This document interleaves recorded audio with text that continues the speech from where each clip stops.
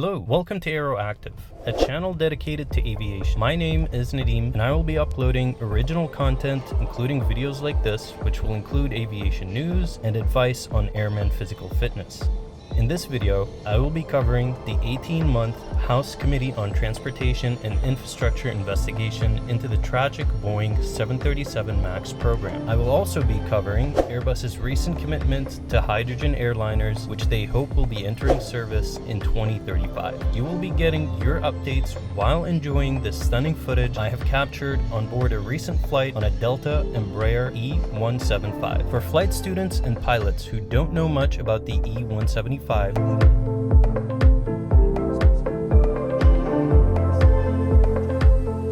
features an ergonomic flight deck for 2 pilots. The flight deck features a dark cockpit design.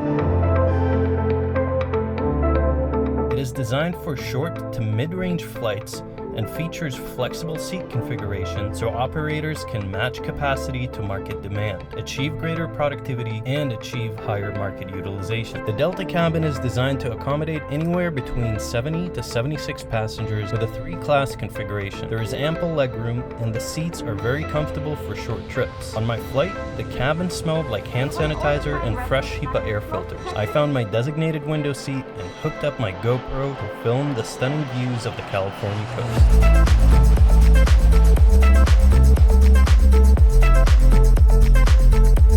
This was a flight from Los Angeles to San Francisco to pick up my new Ford SUV, which I drove back to Los Angeles. In recent aviation news, after an 18-month investigation, Chairs DeFazio and Larson released the committee's final report on Boeing 737 MAX crashes and Boeing company culture that led to the 2 crashes. The committee's 238-page report highlighted key investigative findings that point to nuanced internal failures on Boeing and the FAA's behalf. These key failures are, but not limited to, production pressures that jeopardize the safety of the flying public, faulty design and performance assumptions, culture of concealment, conflicted representation, and Boeing's influence over the FAA's oversight structure. As part of the 18-month-long investigation, the committee held 5 public hearings with more than 20 witnesses, wrote nearly 24 oversight letters, obtained an estimated 600,000 pages of documents from Boeing, the FAA, and others, received information and insight from former and current employees who contacted the committee directly through the committee's whistleblower link, and interviewed dozens of current and former Boeing and FAA employees. It seems that the roots of this fiasco came about when Boeing former CEO Harry Stonecipher shifted Boeing's longtime culture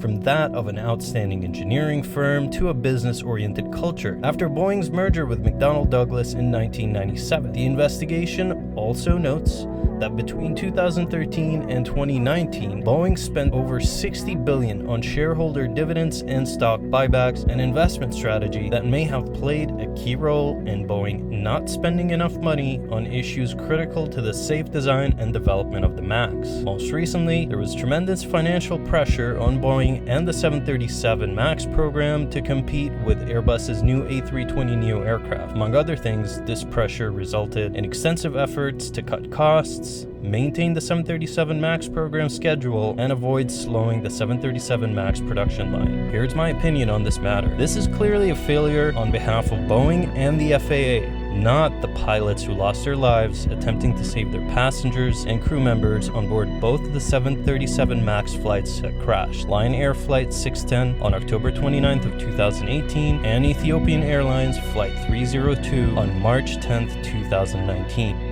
I believe that the conventional, extra-macho company culture that is geared to focus more on generating profit than quality products is simply a concept best left behind with the Stone Age. Now is the time to build for the future and focus on leadership that lifts up instead of crushes the individual for the sake of profit. More details on this House report can be found in the video description below. Following up on the Boeing 737 MAX fiasco, on September 17th, 2020, the NTSB endorsed the recent 737 MAX fixes proposed by Boeing. This does not mean that the 737 MAX is now certified to fly again. It only means that the NTSB, which is an independent regulatory body, is pleased with the recent progress of Boeing on fixing the MCAS issues with the 737 MAX, as well as the FAA's oversight of Boeing's progress on the matter. More detailed on this news can be found in the video description below. On to other aviation news. Airbus unveiled the world's first commercial zero-emissions aircraft project.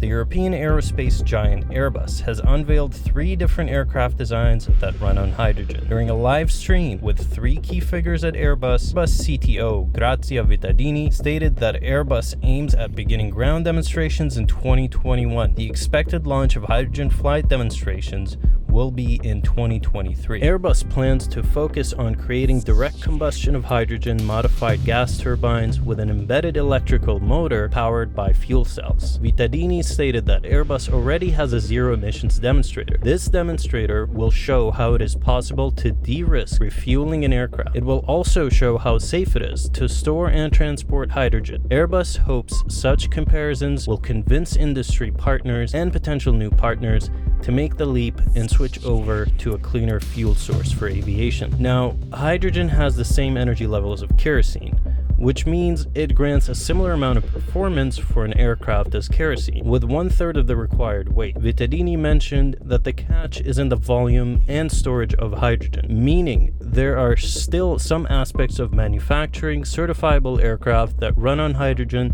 that need a united front to make it a reality. Tank designs and integration could bring aircraft manufacturers to rethink fuselage design entirely.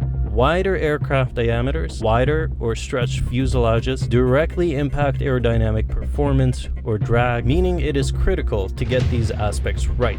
Vittadini emphasized the need for a united industry front to make the switch to hydrogen possible. This global initiative Vittadini called for, quote, will require a rethink of several elements of our intricate aviation ecosystem. Hydrogen is not something you could just plug into an aircraft. You need to redesign the aircraft around that concept. We need to spearhead a one united front. All stakeholders across industry, political arena, and research institutes. There are many reasons to believe in hydrogen, and our estimation is that we'll contribute by more than 50% along our journey to decarbonize aviation. But our belief in what hydrogen represents is most pivotal. It is one of the most promising technology vectors to allow mobility to continue fulfilling the basic human need for mobility in better harmony with our environment, driving economic and social progress. So to enable future generations to enjoy flying just as much as we do, end quote. Jean-Brice Dumont, Airbus Executive Vice President of Engineering, stepped in after Grazia to talk to us about the main engineering challenges Airbus will face. To ease the possible innovation drag, Airbus will begin testing with the Turbo Prop model that is capable of flying short ranges of about 1,000 nautical miles, carrying up to 1,000 passengers. There are many more engineering details worth the time for you aerospace engineers that are tuning in. More information can be found in the links in the video description below. Glenn Llewellyn, Vice President of the ZEROe project at Airbus, pointed out that while hydrogen is at the focus of Airbus's attention, Airbus cannot pull this vision off on its own. They are officially calling for cooperation across the aviation industry to turn this vision into reality. Here's my opinion on this matter. Although the United States' current directive does not necessarily agree with the Paris Accord, dare I say, Airbus's vision promises to keep aviation affordable during and after the most challenging trials the world can face. I'm specifically talking about pandemics. Many people are currently on unemployment and will not be seeing the inside of an airplane for many years to come, if ever.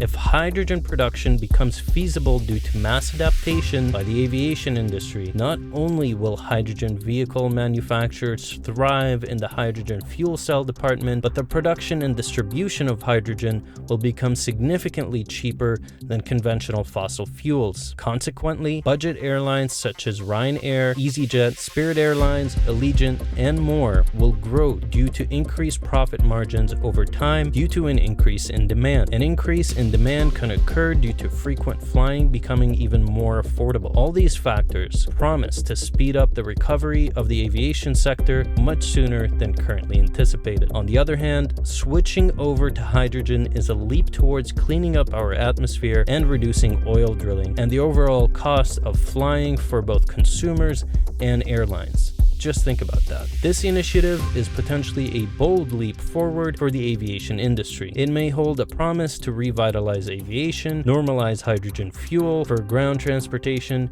and change how we fly for good. For more details on Airbus' bold proposition to the world, please check the links in the description below.